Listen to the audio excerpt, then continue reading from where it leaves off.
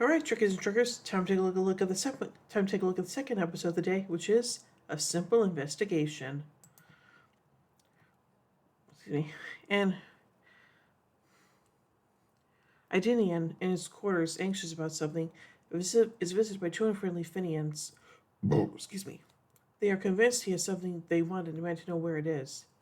The Idinian plays dumb initially, but then appears to submit. He tries to shoot them instead, but one of the Finians is faster. The short discussion ends up in the death of the Idinian. The two of them mention a woman the dead Idinian was supposed to meet on the station, so they wait for her. In Quark's on the second level of the bar, Jesse Dax, Bashir, Odo, and O'Brien talk about a new role-playing holo program for Felix, which has finally arrived, based on Bashir's Secret Agent series. All of them seem very eager to try it, although Bashir would rather play a character other than Falcon, and Odo backs out upon learning that part of his role will be stealing a girl from evil Falcon. Odo was on his way to see Quark. Odo walks away to see Quark harassing a woman waiting at his bar, while successfully convincing Quark to stop bothering her. Odo involuntarily makes her believe that he is interested in her, leading to a slightly awkward situation ending with he almost running into the wall near the bar's exit.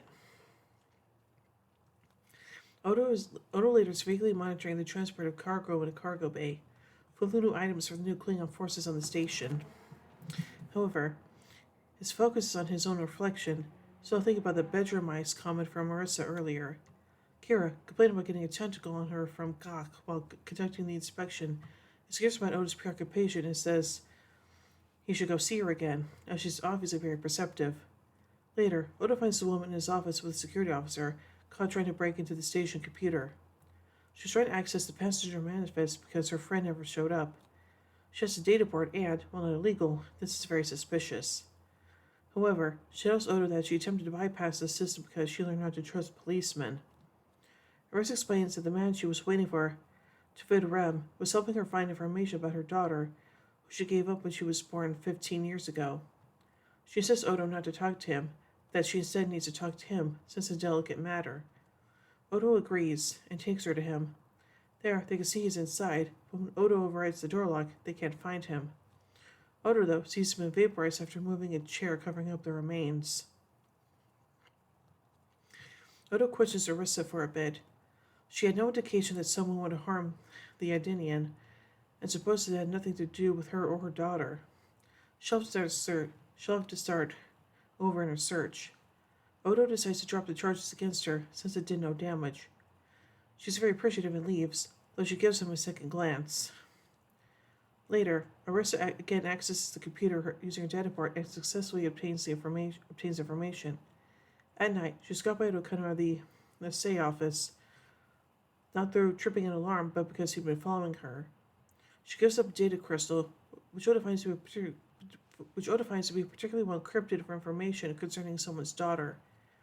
Supposing her story isn't true, he suggests he could have her strip search and examined to see if she'd ever been pregnant. She toys with the situation, saying she'll need to try to read into that motivation too much, but admits she does not have a daughter. Saying she works for a man named Dream, who wouldn't know this with the Orion Syndicate, she wanted to get out, and Ram somehow had information that could let her do that safely. She guesses Dream somehow found out and hired someone to kill Ram. She now thinks about facing the Finian authorities, but Odo decides to put her in protective custody until the data on the crystal can be obtained, determined to get to the bottom of it. She is surprised he is willing to help, but Odo replies, "Why not?" Meanwhile, the two Finians know she's talking to Odo. Sharing some Hasperat, they're determined to keep her from accessing the data. They'll grant they have to kill her to do so. Yeah. Odo brings Orissa to some quarters. They probably transports her once inside to his own quarters, thereby throwing off anyone who might be watching. Odo explains that he found Rem isn't his real name, having used several identities while traveling on 3 different freighters. Orissa hasn't been able to identify anyone from security recordings either. He also says Daxo and Brian are trying to decrypt the data crystal, a dangerous activity since it shorted out the computer the first time they tried to access it. Orissa dwells on her situation, telling Odo how she got the data port. She was a net girl, selling access to her mind for money. Dream started hiring her to get information about people he wanted to ruin or kill. She kept herself separated from the consequences of her actions for a time, but she finally couldn't do that anymore. She supposes she will eventually be killed, but Odo promises that won't happen. Odo struggles with the decision to pursue Arissa romantically, goes to Hollsweet to get Bashir's input. Bashir's wooing a woman, the woman who Odo was supposed to steal in a limousine, when Odo knocks on the window. Bashir suggests he let her know he's interested, even if she rejects him, and it's worse to never know if it could have worked. O'Brien's Falcon stops the conversation and Odo goes. Back in his quarters, Odo talks to Arissa for a bit, making sure she's comfortable. He's having trouble coming out and saying it, so he kisses her. Later, in the bed, Odo admits she's the first woman he's ever been with. She's surprised and says she couldn't tell. They both wish they could stay there forever, but her mind turns to her situation. In Ops, Dax and Kira gossip about Odo. Dax is convinced something's going on, but Kira assumes Odo's just being protective of her by using his quarters. Warford interrupts them, chiding them for gossiping, and says Odo knows what he's doing. Cisco comes from his office, looking for Odo since he's late for a meeting with Starfleet Intelligence, which he himself set up. Excuse me. They inform him Odo had a woman over last night in her stands. Just then, Odo arrives and the talking stops. Meanwhile, Arissa's at the computer again, asking to make a deal with Drame. Drame tells his hired guns that she will give them the crystal.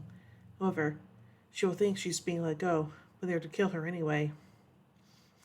In his office, Odo meets another Idinian following Odo's communication about the one that has been killed. The maximum is that Arissa is an undercover agent who works for the Idinian government, and the crystal contains all her former memories. He asks to see her, and Odo agrees. They head to the science lab, where they find a security officer and O'Brien knocked out. She has stolen the data crystal. Fortunately, the Idinian can track it with the device he's carrying. In a cargo bay, Arissa meets with the Finians. One of them, however, is hiding and preparing his phaser. The Idinian and Odo search for the device, but the signal is faded. Meanwhile, in the cargo bay, the Finian makes the exchange with Arissa, and the other Finian surprises her with a phaser. He's about to shoot when all the doors suddenly open and Odo, already above them, drops down and seduces them with the help of the Idinian who comes later. They go to the infirmary, where Bashir hooks up the data crystal. The Idinian explains the whole situation. The procedure of wiping her real identity from her brain was to fool the telepaths used by the Orion Syndicate and allow her to become a trusted member of the organization. She volunteered for the mission and was undercover for 2 years. It's confident that when she is restored, they'll be able to prosecute and imprison Drame. Odo challenges how the events of the last few days played out, but understands the motives. When they couldn't restrain intercepting communications from the government, Bashir then brings Arissa to surgery to restore her appearance.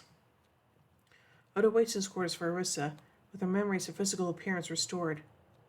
He supposes Arissa is not her real name, which she confirms, also saying that she is married and won't be punished to continue their relationship. There was a woman who truly loved Odo, and that she still existed in a sense.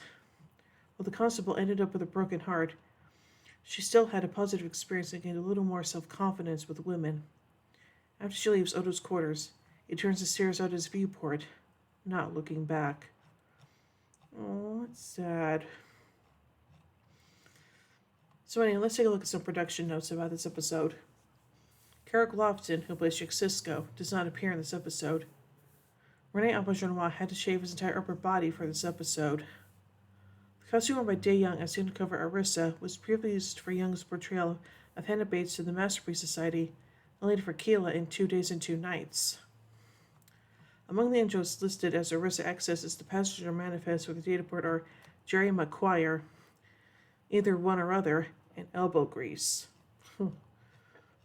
So overall, I think this episode is kind of interesting, but also is a little bit sad, especially for Odo. So, yeah. So overall, I give A Simple Investigation 4 warp cores out of 5.